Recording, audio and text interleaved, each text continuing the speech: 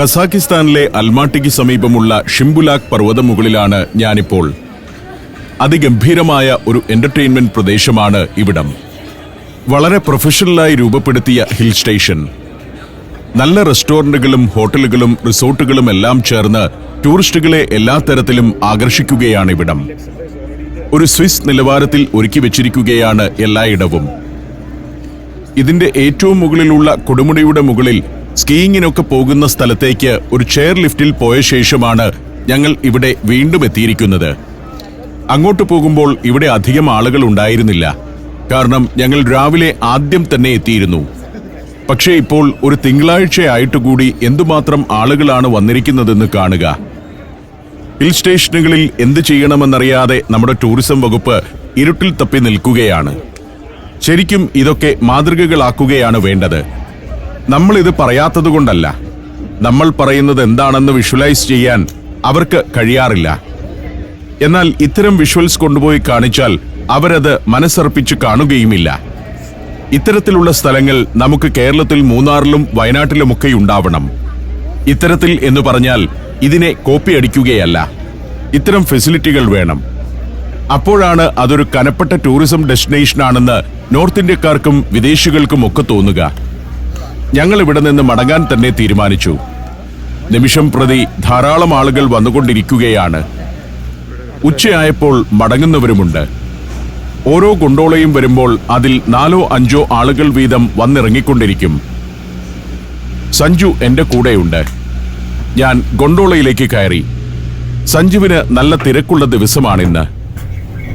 ഫോണിലൂടെയാണ് അദ്ദേഹം office manage ചെയ്തുകൊണ്ടിരിക്കുന്നത്. ഉച്ചകഴിഞ്ഞ് ഓഫീസിൽ പോകണമെന്ന് പറഞ്ഞിരുന്നു സഞ്ജു. ഇപ്പോൾ സമയം 12 മണി കഴിഞ്ഞിരിക്കുന്നു. ഞങ്ങൾ മലയിറങ്ങി താഴ്വാരത്തേക്ക് പോവുകയാണ്. താഴത്തെ കേബിൾ കാർ സ്റ്റേഷനാണ് ഇപ്പോൾ മുന്നിൽ. ഇവിടേക്കെത്താൻ കുറേ സമയമെടുത്തെങ്കിലും അത് മുഴുവൻ ഇവിടെ കാണിക്കുന്നില്ലെന്നേയുള്ളൂ. ഞാൻ പലതവണ പറഞ്ഞത് ആവർത്തിക്കുകയാണ്. ഇതുപോലെ തന്നെ നമ്മുടെ വയനാട്ടിലും പൊന്മുടിയിലുമൊക്കെ കേബിൾ കാറുകൾ വരണം. ഇത്തരം ഇൻഫ്രാസ്ട്രക്ചർ വരുമ്പോൾ ടൂറിസത്തിന് നമ്മൾ പ്രാധാന്യം കൊടുക്കുന്നുണ്ടെന്നും ലോക നിലവാരമാണ് അതിനെന്നുമുള്ള മെസ്സേജ് എത്തും. വരുന്ന വിദേശ ടൂറിസ്റ്റുകളെല്ലാം കേബിൾ കാറിൽ കയറുമെന്നല്ല, അത്തരം ഫെസിലിറ്റികളുള്ള ഒരു സ്ഥലമെന്ന് പറയുമ്പോൾ സ്വാഭാവികമായിട്ടും ഗൗരവമായി ആളുകൾ പരിഗണിക്കുന്നൊരു സ്ഥലമായി അത് മാറും. അതാണ് പ്രത്യേകത. ഞങ്ങൾ പുറത്തേക്ക് നടക്കുകയാണ്. താഴത്തെ കേബിൾ കാർ സ്റ്റേഷനും ഒരു ടൂറിസം ഹബ്ബ് പോലെ ഡെവലപ്പ് ചെയ്തിട്ടുണ്ട്. അവിടെ സുവനീർ കടകൾ, റെസ്റ്റോറന്റുകൾ, നല്ല ടോയ്ലറ്റുകൾ ഒക്കെയുണ്ട്. ടിക്കറ്റ് എടുക്കാൻ നിൽക്കുന്നവരുടെ ക്യൂ ഒരു ഭാഗത്ത്. എല്ലാ ദിവസവും നല്ല സജീവമാണ് ഇവിടം. ഇത് വിന്ററിലെ ഒരു സ്കീ റിസോർട്ടിലേക്ക് പോകുന്ന ഒരു കേബിൾ കാർ സംവിധാനമാണെന്ന് ഓർക്കണം. വേനൽക്കാലത്ത് സ്കീയിങ് ഒന്നും ഇല്ലാഞ്ഞിട്ടുകൂടി വെറുതെ വരുന്ന ആളുകൾ ഇത്രയുമുണ്ട്. അപ്പോൾ വിന്ററിലെ ഇവിടുത്തെ ജനപ്രളയം എങ്ങനെയായിരിക്കുമെന്ന് ഊഹിക്കാം. സഞ്ജുവിന്റെ ഡ്രൈവർ സാഷ കാറുമായി എവിടെയോ കിടക്കുന്നുണ്ട്. ഞങ്ങൾ അയാളുടെ അടുത്തേക്ക് നടക്കുകയാണ്. സാഷയെ കണ്ടുപിടിച്ചു. കാറിൽ കയറി. നല്ലൊരു റഷ്യൻ ഡ്രൈവറാണ് സാഷ. ലാദാ കാറുകളൊക്കെ ഓടിച്ച് ശീലിച്ചയാൾ. സീറ്റ് ബെൽറ്റൊക്കെ ഇടുന്നത് പ്രത്യേക ശൈലിയിലാണ്. നേരത്തെ തന്നെ അത് കുത്തിവെച്ചിരിക്കുകയാണ്. കേബിൾ കാറുകൾക്കടിയിലൂടെ കേബിൾ കാർ സ്റ്റേഷൻ പിന്നിട്ട് ഞങ്ങൾ സിറ്റിയിലേക്ക് യാത്ര തുടങ്ങി. ഈ യാത്രയിൽ ഈ രാജ്യത്തെക്കുറിച്ചാണ് ഞാൻ ചിന്തിക്കുന്നത്. അതിമനോഹരങ്ങളായ സ്ഥലങ്ങളാണ് ഇവർക്കുള്ളത്. ഭൂവിസ്തൃതിയിൽ ഏതാണ്ട് ഇന്ത്യയോളം തന്നെയുണ്ട് കസാക്കിസ്ഥാൻ. ലോകത്തെ ഏറ്റവും വലിപ്പമുള്ള 9ാമത്തെ രാജ്യം ഇതാണ്. പക്ഷേ ജനസംഖ്യ നന്നേ കുറവാണെന്നതാണ് പ്രശ്നം. പച്ചപ്പും വൃക്ഷലതാദികളുമൊക്കെയുള്ള സ്ഥലങ്ങളും കുറവാണ്. കൂടുതൽ സ്ഥലവും പുൽമേടുകളാണ്. ഭൂമിയിൽ നിന്നുള്ള റിസോഴ്സുകളാണ് ഈ രാജ്യത്തിന്റെ പ്രധാന സമ്പത്ത്. എണ്ണയുടെയും പ്രകൃതിവാതകത്തിന്റെയും വലിയ നിക്ഷേപം ഈ രാജ്യത്തിന്റെ ഭൂമിക്കടിയിലുണ്ട്. പ്രതിദിന എണ്ണ ഉൽപാദനത്തിൽ ലോകത്ത് 11ാം സ്ഥാനവും ഇവർക്കുണ്ട്. അതുതന്നെയാണ് രാജ്യത്തിന്റെ ഒരു പ്രധാന വരുമാന സ്രോതസ്. സോവിയറ്റ് യൂണിയന്റെ തകർച്ചയ്ക്ക് ശേഷവും വർഷങ്ങളോളം ഒരു സോവിയറ്റ് സ്വഭാവം നിലനിർത്തിയ രാജ്യമായിരുന്നു കസാക്കിസ്ഥാൻ. സോവിയറ്റ് യൂണിയനിൽ നിന്നും ഏറ്റവും അവസാനമായി പിരിഞ്ഞ രാജ്യവും ഇതുതന്നെ. സോവിയറ്റ് ബന്ധം ഉപേക്ഷിച്ച രാജ്യങ്ങൾ മിക്കതും പെട്ടെന്ന് കമ്മ്യൂണിസ്റ്റ് വിരുദ്ധരായെങ്കിലും കസാക്കിസ്ഥാനിലെ ജനങ്ങൾ കമ്മ്യൂണിസത്തോട് തുടർന്നും അനുഭാവം പുലർത്തുകയാണുണ്ടായത്. സോവിയറ്റ് കാലത്തെ പാർട്ടി സെക്രട്ടറിയായിരുന്ന നൂർ സുൽത്താൻ നസർബയേവ് സ്വാതന്ത്ര്യാനന്തരം 28 വർഷം പ്രസിഡന്റായി ഈ രാജ്യത്തെ ഭരിച്ചു. സോവിയറ്റ് കാലത്ത് യൂണിയനിലെ തന്നെ കമ്മ്യൂണിസ്റ്റ് നേതാക്കളിൽ പ്രമുഖനായിരുന്നു നസർബയേവ്. എങ്കിലും കസാക്ക് റിപ്പബ്ലിക്കിന്റെ പ്രസിഡന്റായ ശേഷം ഒട്ടൊരു സ്വേച്ഛാധിപത്യ ഭരണമാണ് അദ്ദേഹം നടത്തിയത്. ധാരാളം മനുഷ്യാവകാശ ലംഘനങ്ങളുണ്ടായി. തെരഞ്ഞെടുപ്പുകളൊന്നും സ്വതന്ത്രവും കുറ്റമറ്റതുമായിരുന്നില്ല. പ്രസിഡന്റിന് ചുറ്റുമുണ്ടായിരുന്ന അനുചരവൃന്ദം അഴിമതി കൊണ്ട് വലിയ പ്രശ്നങ്ങളുണ്ടാക്കി. 1997 നസർബയേവിന്റെ തീരുമാനപ്രകാരം രാജ്യതലസ്ഥാനം അൽമാട്ടിയിൽ നിന്നും അസ്താനയിലേക്ക് മാറ്റി. അതിന് പ്രധാനമായും 4 കാരണങ്ങളാണ് പറഞ്ഞത്. രാജ്യത്തിന്റെ ഏതാണ്ട് മധ്യഭാഗത്തു വരുന്ന പ്രദേശമാണ് അസ്താന എന്നതായിരുന്നു പ്രധാന കാരണം. മണ്ണിടിച്ചിലും ഹിമപ്രവാഹവും അൽമാട്ടിയുടെ പ്രശ്നങ്ങളായി ചൂണ്ടിക്കാണിക്കപ്പെട്ടു. അന്തരീക്ഷ മലിനീകരണ പ്രശ്നങ്ങളും ഭാവിയിലെ വികസനത്തിന് സ്ഥലസൗകര്യമില്ലാത്തതുമെല്ലാം ചൂണ്ടിക്കാട്ടിയാണ് അൽമാട്ടിയെ തലസ്ഥാന പദവിയിൽ നിന്നും മാറ്റിയത്. ഒരു പ്ലാൻഡ് സിറ്റിയായി ഒരുക്കിയെടുത്ത അസ്താനയിലേക്ക് 1997 തലസ്ഥാനം മാറ്റി. 2019 നൂർ സുൽത്താൻ നസർബയേവ് പ്രസിഡന്റ് പദം ഒഴിഞ്ഞപ്പോൾ അദ്ദേഹത്തോടുള്ള ആദരവായി ഭരണകൂടം തലസ്ഥാനത്തിന്റെ പേര് നൂർ സുൽത്താൻ എന്ന് മാറ്റിയിരുന്നു. അത് ഒരു വിഭാഗം ജനങ്ങളുടെ പ്രതിഷേധത്തിന് കാരണമായി. 2022 തലസ്ഥാനത്തിന്റെ പേര് അസ്താന എന്നു തന്നെ മാറ്റി. അങ്ങനെ വളരെ ചുരുങ്ങിയ കാലത്തിനുള്ളിൽ പേര് പലതവണ മാറിയ രാഷ്ട്രതലസ്ഥാനം എന്ന നിലയിൽ ഗിന്നസ് ബുക്ക് ഓഫ് വേൾഡ് റെക്കോർഡ്സിലും സ്ഥാനം നേടി അസ്താന. 13.5 ലക്ഷം ജനം വസിക്കുന്ന നഗരമാണ് ഇപ്പോഴത്. കസാക്കിസ്ഥാനിൽ ധാരാളം മലയാളി കുട്ടികൾ പഠിക്കുന്നുണ്ട്. മെഡിസിൻ പഠനത്തിനാണ് കൂടുതൽ മലയാളി വിദ്യാർത്ഥികളും അൽമാട്ടിയിലേക്ക് വരുന്നത്. ധാരാളം മെഡിക്കൽ യൂണിവേഴ്സിറ്റികളുണ്ട് ഈ നഗരത്തിൽ. അത്തരത്തിലുള്ള ഒരു മെഡിക്കൽ യൂണിവേഴ്സിറ്റി കൂടി കാണണമെന്ന് ഞാൻ സഞ്ജുവിനോട് പറഞ്ഞു. സഞ്ജു അവിടെ ആരോടെല്ലാമോ കാര്യം വിളിച്ചു പറഞ്ഞിട്ടുണ്ട്. ഒരു മെഡിക്കൽ യൂണിവേഴ്സിറ്റിയുടെ മുന്നിൽ കാർ കൊണ്ടുചെന്ന് നിർത്തി. ഇതിവിടുത്തെ അസ്ഫൻഡിയാരോവ് കസാഖ് നാഷണൽ മെഡിക്കൽ യൂണിവേഴ്സിറ്റിയാണ്. അതിന്റെ പ്രധാന കവാടം ഇതാണ്. 1931 ആരംഭിച്ച university. Kazakh national medical university എന്നാണ് ഇത് പൊതുവെ അറിയപ്പെടുന്നത്. വലിയ യൂണിവേഴ്സിറ്റി ക്യാമ്പസാണ്. അതിനകത്തേക്ക് ധൈര്യമായി കയറിച്ചെന്നു. 100ഓളം മലയാളി വിദ്യാർത്ഥികൾ ഇവിടെ പഠിക്കുന്നുണ്ട്. അതിന്റെ പ്രധാന ഭാഗത്തേക്ക് ഞാൻ നടന്നു. സഞ്ജുവുമുണ്ട് കൂടെ. അപ്പോഴേക്കും ഏതാനും മലയാളി വിദ്യാർത്ഥികളെത്തി. ഞാൻ എത്തുന്ന വിവരം അവർ നേരത്തെ അറിഞ്ഞിരുന്നു. ഉച്ചയ്ക്ക് ശേഷം അങ്ങനെ നമുക്ക് കുറച്ച് പിള്ളേർക്ക് രാവിലെ ടു ഉച്ചവരെയുള്ള ക്ലാസ്സുള്ളവർ. റോഷൻ. ഓരോരുത്തരായി പരിചയപ്പെട്ടു. എല്ലാവരും ഫോർത്ത് ഇയർ. എല്ലാവരും ഫോർത്ത് ഇയറുകാരാണ്. എല്ലാവരും പേരും പറഞ്ഞു. അഭിഷേക്, അമൽ,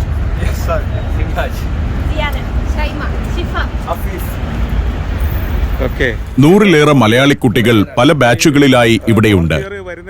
ലാംഗ്വേജ് പഠനത്തെപ്പറ്റി ചോദിച്ചു. ലാംഗ്വേജ് നമുക്ക് ഫസ്റ്റ് ഇയറിലാണ് വന്നിട്ടുള്ളത്. കാരണം അവർ ഫസ്റ്റ് ഇയർ തിയറി കംപ്ലീറ്റ്, ഫസ്റ്റും സെക്കൻഡും തേർഡ് നമുക്ക് തിയറി കംപ്ലീറ്റ് ആക്കിയിട്ട് 4th 5th നമുക്ക് ക്ലിനിക്കൽസ് ആണ് വരുന്നത്. അപ്പോൾ അങ്ങനത്തെ ഒരു ഷെഡ്യൂൾ ആക്കി ഇപ്പോഴത്തെ സ്റ്റുഡൻസിന് വരുന്നത് 7 ഇയർ കോഴ്സാണ്. അതായാലും ലൈക്ക് ഫസ്റ്റ് 3 കോഴ്സസ് നമുക്ക് തിയറീസ് ആണ്. യൂണിവേഴ്സിറ്റിയുടെ ഹോസ്പിറ്റൽ എവിടെയാണെന്ന് ഞാൻ അന്വേഷിച്ചു. നമുക്ക് ലൈക്ക് ഇവിടെ അടുത്തുണ്ട്. ലൈക്ക് നമുക്ക് ഓരോ ഡിപ്പാർട്ട്മെന്റിനനുസരിച്ചിട്ട് ഓരോ സ്ഥലത്താണ്. നമ്മളെ നാട്ടിലത്തെ മാതിരി അല്ലാതും ഒറ്റൊരു ബിൽഡിംഗ് ഉണ്ടാവും. ഇവർ ഫോർത്ത് ഇയറുകാരാണ്. ഇവർക്ക് 5 വർഷത്തെ പഠനമാണ്. പക്ഷേ ഇനിയുള്ള കാലത്ത് അത് 7 വർഷമാക്കി മാറ്റി എന്നാണ് ഇവർ പറയുന്നത്. ഇതിന്റെ നടുക്കുള്ള ബിൽഡിംഗ് ഓഫീസ് കോംപ്ലക്സ് ആണ്. ചെയർമാന്റെ ഓഫീസും മറ്റു ഓഫീസുകളും ഭരണകേന്ദ്രങ്ങളുമൊക്കെ ഇവിടെയാണ്. അതിന്റെ മറ്റു വശങ്ങളിലാണ് ഓരോ ബ്ലോക്കുകൾ. ഇതിന്റെ ബാക്കിൽ നമുക്ക് വേറെയും ലൈക്ക് ഡിപ്പാർട്ട്മെന്റ് വൈസ് ആയിട്ട് തന്നെ നമുക്ക് എന്താ പറയാ ബിൽഡിംഗ്സ് ഉണ്ട്. പല കെട്ടിടങ്ങളിലായി വലിയ കോംപ്ലക്സ് ആണിത്. വലിയൊരു പ്രദേശത്ത് നിരവധി ബിൽഡിങ്ങുകളുള്ള യൂണിവേഴ്സിറ്റി. 11,000 കുട്ടികൾ പഠിക്കുന്നുണ്ട് ഇവിടെ. കേട്ടറിഞ്ഞ് കൂടുതൽ കുട്ടികൾ വന്നുകൊണ്ടിരിക്കുന്നു. എല്ലാം മലയാളികളാണ്. സാധാരണ മെഡിക്കൽ യൂണിവേഴ്സിറ്റികളിലുള്ള ഡിപ്പാർട്ട്മെന്റുകൾക്ക് പുറമെ ഒരു മിലിറ്ററി ട്രെയിനിംഗ് ഡിപ്പാർട്ട്മെന്റും ഇവിടെയുണ്ട്. 1937 തുടങ്ങിയതാണത്. പിന്നെ നമ്മൾ അറിയപ്പെടുന്ന ലൈക്ക് ഫേമസ് കാർഡിയോളജിസ്റ്റ് അങ്ങനെ കുറെ പേര് ഇവിടെ തന്നെ പഠിച്ച് പാസ് ഔട്ട് ആയവരാ. ലൈക്ക് അവർ ഇവിടെ കഴിഞ്ഞ വർഷം ഒരു മീറ്റപ്പിന് വന്നിരുന്നു. ധാരാളം പ്രശസ്തർ ഇവിടെ പഠിച്ചിറങ്ങിയിട്ടുണ്ടെന്നാണ് വിദ്യാർത്ഥികൾ പറയുന്നത്. മീറ്റപ്പായിട്ട് വന്നിട്ട് നമുക്ക് ഇവിടെ ഒരു ഇന്ത്യൻ റെസ്റ്റോറന്റ് ഒക്കെ, അപ്പൊ അവിടെ വെച്ചിട്ടൊക്കെ ഇവർ താമസിക്കുന്നത് എവിടെയാണെന്ന് ഞാൻ ചോദിച്ചു. ഇവിടെ അടുത്ത് തന്നെ ഹോസ്റ്റൽ ഉണ്ട്, പിന്നെ അപ്പാർട്ട്മെന്റ്സ്, ചിലവർ അപ്പാർട്ട്മെന്റ്സ് എടുക്കും, ഡോം അങ്ങനത്തെ കാര്യങ്ങളൊക്കെ ആയിട്ട് അഫോർഡബിൾ റേറ്റിന്. യൂണിവേഴ്സിറ്റി ഹോസ്റ്റൽ ഉണ്ടോ എന്ന് ആരാഞ്ഞു. യൂണിവേഴ്സിറ്റിന്റെ ഹോസ്റ്റൽ ഉണ്ട്, പിന്നെ പ്രൈവറ്റ് ഹോസ്റ്റൽസ് വേറെ ലൈക്ക് ഏജൻസി വൈസ് നമുക്ക് ഇവിടെ ഉണ്ടാക്കുന്നുണ്ട്. അപ്പൊ പിന്നെ മിക്കവരും ലൈക്ക് ഏതാണോ അടുത്ത് നോക്കിയിട്ടാണ് കുട്ടികൾ സെലക്ട് ചെയ്യുന്നത്. എന്തായാലും പ്രൈസ് ഒക്കെ സെയിം ആയിട്ടാണ് വരിക. യൂണിവേഴ്സിറ്റിയെ കുറിച്ച് പെൺകുട്ടികളോടും അഭിപ്രായം ചോദിച്ചു. എന്താണ് നിങ്ങളുടെ അഭിപ്രായം യൂണിവേഴ്സിറ്റിയെ കുറിച്ച്? ഇവരെല്ലാം 4th ഇയറുകാരാണ്. യൂണിവേഴ്സിറ്റി ഒരു മുസ്ലിം ഭൂരിപക്ഷ രാഷ്ട്രത്തിലായതുകൊണ്ട് തന്നെ കേരളത്തിൽ നിന്നും കൂടുതൽ മുസ്ലിം കുട്ടികളാണ് ഇവിടെ വരുന്നതെന്ന് തോന്നുന്നു. വിശാലമാണ് ക്യാമ്പസ്. 67 ഡിപ്പാർട്ട്മെന്റുകളുണ്ട് ഈ യൂണിവേഴ്സിറ്റിക്ക്. കൂടുതൽ കുട്ടികൾ പിന്നെയും എത്തിക്കൊണ്ടിരിക്കുന്നു. ക്ലാസ് ഉണ്ടായിരുന്നു, കഴിഞ്ഞു. ഉച്ചയ്ക്ക് മുമ്പ് തീരുവോ? ഇപ്പം എത്ര മണിക്ക്? ഓ ശരി, ഉച്ച കഴിഞ്ഞോ? ശരി, ഓക്കെ. അവരെ എല്ലാം പരിചയപ്പെട്ടു. എന്താ പേര്?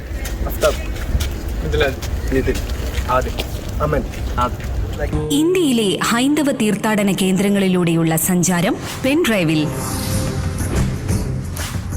സ്വന്തമാക്കാൻ ഇനി പറയുന്ന നമ്പറിലേക്ക് HP എന്ന് SMS ചെയ്യുക. HP എന്നീ 2 അക്ഷരങ്ങൾ മാത്രം. ഫോൺ 9995444222. പിന്നെയും പല വഴികളിലൂടെ പലരും വരുന്നുണ്ട്. എല്ലാവരും നിർബന്ധമായും റഷ്യൻ ഭാഷ പഠിക്കണം. റഷ്യൻ ഭാഷയാണ് പഠിക്കാൻ എളുപ്പം. പൊതുവെ ഉപയോഗിക്കാനും എളുപ്പം അതാണ്. കസാഖ് ഭാഷ പഠിക്കാൻ അല്പം ബുദ്ധിമുട്ടാണ്. തന്നെയുമല്ല, റഷ്യൻ ഭാഷ ഇവിടെ എല്ലാവർക്കും അറിയാം. നാട്ടുകാരായ വിദ്യാർത്ഥികളെ കൂടാതെ വിദേശങ്ങളിലെ കുട്ടികളെ വലിയ തോതിൽ ഇവിടേക്ക് ആകർഷിക്കാൻ ഇവർ പല പദ്ധതികളും ആവിഷ്കരിച്ചിരിക്കുന്നു.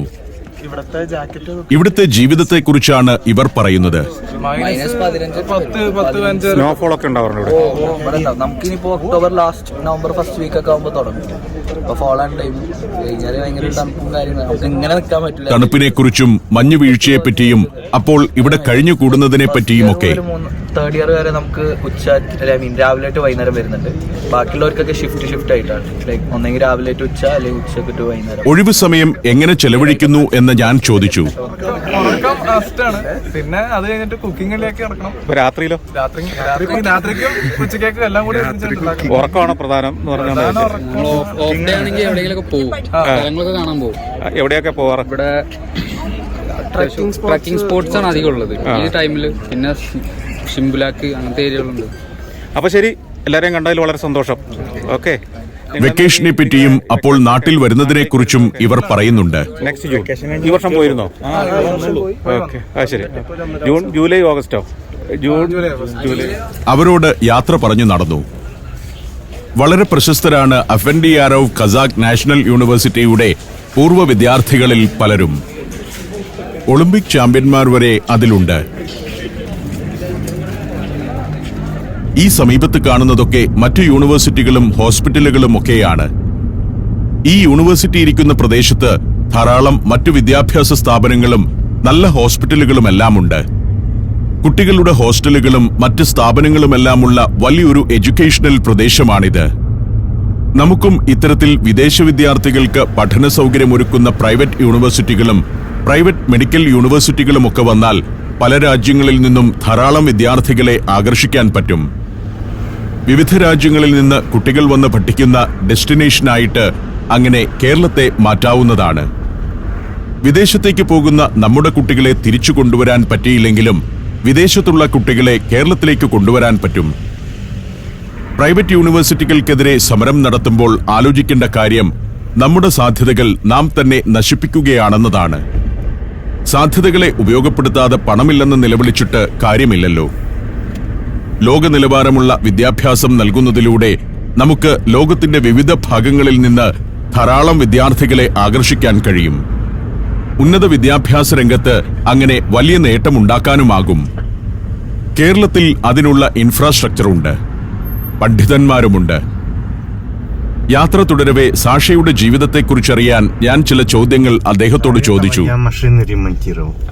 എന്തായിരുന്നു മുൻപ് ചെയ്തിരുന്നതെന്നാണ് ആദ്യം ആരാഞ്ഞത്. ഇദ്ദേഹം പട്ടാളക്കാരനായിരുന്നു. Геометрию делал. പട്ടാളക്കാരനാകുന്നതിനു മുൻപും പട്ടാളത്തിൽ നിന്ന് മടങ്ങിയ ശേഷവും ഓട്ടോമൊബൈൽ മെക്കാനിക്കായിട്ട് കുറെ കാലം ജോലി ചെയ്തിട്ടുണ്ട്. പട്ടാളത്തിൽ നിന്ന് പിരിഞ്ഞ ശേഷമാണ് കൂടുതലായും മെക്കാനിക്കായി ജോലി ചെയ്തത്. В 86 году, 1986 год. 86 മുതൽ 88 വരെയായിരുന്നു സൈനിക സേവനം. 1986-1988. Okay, Два from года. 96 to 98 he was in the army, the Red Army, правильно, Саш? No, the USSR Army. Советский Да, Союз. Советский Союз, да. He was in the Red Army. USSRന്റെ ആർമിയിലാണ് സാഷ ജോലി ചെയ്തത്. എവിടെയായിരുന്നു പട്ടാള സേവനം? കസാക്കിസ്ഥാനിൽ തന്നെയായിരുന്നോ എന്ന് ചോദിച്ചു. Я попал в Днепропетровск, на Украину. First he was sent to പട്ടാളത്തിൽ ചേർന്ന ഇദ്ദേഹത്തെ അയച്ചത് യുക്രൈനിലെ നൈപ്പർ എന്ന സ്ഥലത്തേക്കാണ്. Сейчас Днепр. അവിടെ കുറച്ചു നാളുണ്ടായിരുന്നു. right now it's called Dnieper. Okay. Потом через месяц After 1 month, в учебную часть я попал. Город Золочев, 60 километров от Львова. പിന്നീട് അവിടെ നിന്നും 60 കിലോമീറ്റർ അകലെയുള്ള മറ്റൊരു സ്ഥലത്തേക്ക് അയച്ചു. Западная Украина. അവിടെ ഒരു വർഷം. another city 60 kilometers from അതിനുശേഷം മോൾഡോവയിലേക്കായിരുന്നു സ്ഥലമാറ്റം. А через полгода я в Молдавии оказался. after 1 year he was sent to Moldavia. Right now Moldavia. That time it was പട്ടാളക്കാരൻ എന്ന നിലയിൽ യുദ്ധങ്ങളിലോ കലാപങ്ങളിലо ഇടപെടേണ്ടി വന്നിട്ടുണ്ടോ എന്ന് ഞാൻ ചോദിച്ചു. was был какой-то, война или там как-то время, Саш, или В то какое-то... время войны не было. Нет, there was nothing. അങ്ങനെയൊന്നും ഉണ്ടായിട്ടില്ല. അഫ്ഗാനിൽ പോയോ? ഇല്ല. അഫ്ഗാനിൽ പോയിട്ടുണ്ടോ എന്ന് ആരാഞ്ഞു. Afghan. Нет. 1989 വരെയും അഫ്ഗാനിൽ സോവിയറ്റ് സൈനിക സാന്നിധ്യം ഉണ്ടായിരുന്നല്ലോ. Sash was... അവിടെ പോയിട്ടില്ല. Один.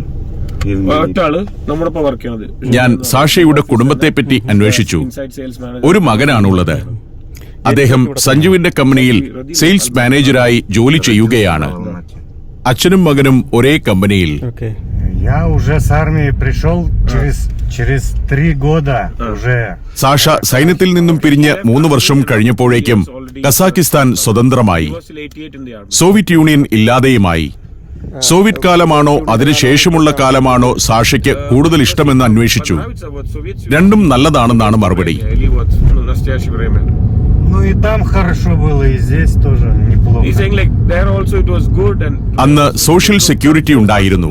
Там തൊഴിൽ нормально സുരക്ഷിതത്വം было, ഉണ്ടായിരുന്നു. не было инфляции. ജീവിതം സുരക്ഷിതമായിരുന്നു. Ты мог пойти посмотреть, сколько стоит. ഇന്നാകട്ടെ ജീവിക്കാൻ കൂടുതൽ സൗകര്യങ്ങളുണ്ട്. 600 рублей. ആധുനിക സൗകര്യങ്ങളും Через 10 ഉപകരണങ്ങളും лет бы тоже купил. നല്ല അടിസ്ഥാന സൗകര്യങ്ങൾ. He's saying like there was stability, like, I mean, you go and see a television. വൈദ്യുതി, ടെലിവിഷൻ, സിനിമ എന്നിങ്ങനെയെല്ലാം സോവിയറ്റ് കാലത്തേതിനേക്കാൾ മികച്ചതാണ്. So the inflation... സോവിയറ്റ് പട്ടാളത്തിൽ നിന്ന് പിരിഞ്ഞു കഴിഞ്ഞപ്പോഴുള്ള പെൻഷനൊക്കെ പുതിയ രാജ്യം വന്നപ്പോൾ തുടർന്ന് കിട്ടിയോ എന്ന് ഞാൻ ചോദിച്ചു. Stability was there in life. ഒന്നും കിട്ടിയില്ല. പുതിയ രാജ്യം നിലവിൽ വന്നപ്പോൾ പഴയ അത്തരം പദ്ധതികൾക്കൊന്നും പ്രസക്തിയില്ലാതായതാണ് കാരണം. സോവിയറ്റ് ദിനങ്ങൾ സംബന്ധിച്ച് സാഷ പറയുന്നതാണ് കുറച്ച് കൃത്യമെന്ന് എനിക്ക് തോന്നി. Нету, Санжу. ഇവിടെ മനസ്സിലാകുന്ന ഒരു കാര്യം, പഴയ തലമുറയ്ക്ക് പഴയ കാലവും പുതിയ തലമുറയ്ക്ക് പുതിയ കാലവുമാണ് കൂടുതൽ ഇഷ്ടമെന്നതാണ്. പുതിയ തലമുറ പഴയ കാലം കണ്ടിട്ടില്ലല്ലോ. അതും ചിന്തിക്കേണ്ടതാണ്. അത് കിട്ടുമായിരുന്നു. ഞങ്ങൾ യാത്ര തുടരുമ്പോൾ സഞ്ജു പറയുന്ന മറ്റൊരു കാര്യം ഇവിടേക്ക് വരുന്ന ടൂറിസ്റ്റുകളെ പറ്റിയാണ്. ധാരാളം വിദേശ ടൂറിസ്റ്റുകൾ ഇവിടെ വരുന്നുണ്ട്. സെക്ഷലി ഫ്രസ്ട്രേറ്റഡ് ടൂറിസ്റ്റുകളുടെ ഒരു ലൊക്കേഷൻ എന്ന ഒരു അപഖ്യാതി കൂടി ഈ നാടിനുണ്ടെന്ന് പറയാം. ഇവിടെ പ്രോസ്റ്റിറ്റ്യൂഷൻ നിയമവിരുദ്ധമായ ഒരു പ്രവൃത്തിയല്ല. പുരുഷനും സ്ത്രീക്കും സമ്മതമെങ്കിൽ സെക്സിൽ ഏർപ്പെടാം. അതിനാൽ ധാരാളം സെക്സ് വർക്കേഴ്സ് ഇവിടെയുണ്ട്. എന്നാൽ അതൊരു കൊമേഴ്ഷ്യൽ ആക്ടിവിറ്റി ആക്കുന്നതിൽ നിയമപരമായ തടസ്സമുണ്ട്. അതായത് പിമ്പിംഗ് പോലുള്ള കാര്യങ്ങൾ ഇവിടെ അനുവദനീയമല്ല. പക്ഷേ ഒരാൾക്ക് സെക്സ് വർക്കറായിട്ട് പ്രവർത്തിക്കാൻ അനുവാദമുണ്ട്. നൈറ്റ് ക്ലബ്ബുകൾ, സ്റ്റീം ബാത്ത് കേന്ദ്രങ്ങൾ, ഡാൻസ് ബാർ ഇങ്ങനെയുള്ള സൗകര്യങ്ങളെല്ലാമുള്ള പട്ടണമാണിത്. വീക്കെൻഡ് ആണെങ്കിൽ പുലരും വരെ പ്രവർത്തിക്കുന്ന നൈറ്റ് ക്ലബ്ബുകളുണ്ട്. നൈറ്റ് ലൈഫിന്റെ ഒരു കേന്ദ്രമാണ് അൽമാട്ടി. പകൽ ഇങ്ങനെ നടക്കുമ്പോൾ അത് അറിയുന്നില്ലെന്ന് മാത്രം. ധാരാളം നൈറ്റ് ലൈഫ് കേന്ദ്രങ്ങൾ ഇവിടെയുണ്ട്. അതിലേക്ക് ഇന്ത്യക്കാർ വലിയ തോതിൽ ആകർഷിക്കപ്പെടുന്നു. അവരിവിടെ വന്ന് അതൊക്കെ ആസ്വദിക്കുന്നുമുണ്ട്. കാർ സഞ്ജുവിന്റെ ഓഫീസിന് മുന്നിലെത്തി. ഇവിടെ ഒന്ന് ഇറങ്ങിയിട്ട് പോകാം. സഞ്ജു ഒരാളെ പരിചയപ്പെടുത്താമെന്നും പറഞ്ഞാണ് എന്നെ കൂട്ടിക്കൊണ്ടു പോകുന്നത്. ഇതാണ് സഞ്ജുവിന്റെ ഓഫീസിന്റെ gate. Goodrich Central Asia Goodrich freight solutions എന്ന് ബോർഡ്. ഗേറ്റ് തുറന്ന് അകത്ത് ചെന്നപ്പോഴേക്കും ഇതാ ഒരാൾ വന്നിരിക്കുന്നു. ഇയാളെ പരിചയപ്പെടുത്താമെന്നാണ് പറഞ്ഞത്. ഇയാളുടെ പേര് മൈ ലവ് എന്നാണ്. സഞ്ജുവിന്റെ പെറ്റാണ്. സഞ്ജു ഓഫീസിൽ പോകുമ്പോഴും മറ്റെവിടെ പോകുമ്പോഴും കൂടെ ഉണ്ടാവും. ഇവൾ റഷ്യക്കാരിയാണ്. സാഷ ഉൾപ്പെടെ ഇവിടുത്തെ എല്ലാ ജോലിക്കാരുടെയും പെറ്റാണ് മൈ ലവ്. സഞ്ജു രാവിലെ ഓഫീസിലേക്ക് ഇറങ്ങുമ്പോൾ കാറിൽ ഇവളും കയറും. ആൾ മിടുക്കിയാണ്. സഞ്ജുവിനോടുള്ള സാമീപ്യം കൊണ്ടാവാം ഇന്ത്യക്കാരോട് അവൾക്കൊരു അപരിചിതത്വവുമില്ല. പുറത്തുനിന്ന് മറ്റാര് വന്നാലും കുറച്ച് ബഹളമുണ്ടാക്കും. അവൾ ഇവിടെ ഒരു റാണിയായിട്ടാണ് വിലസുന്നത്. സഞ്ജുവിന്റെ ഓഫീസിലേക്ക് ഞാൻ നടന്നു, കുറച്ചു നേരത്തെ വിശ്രമത്തിനായിട്ട്.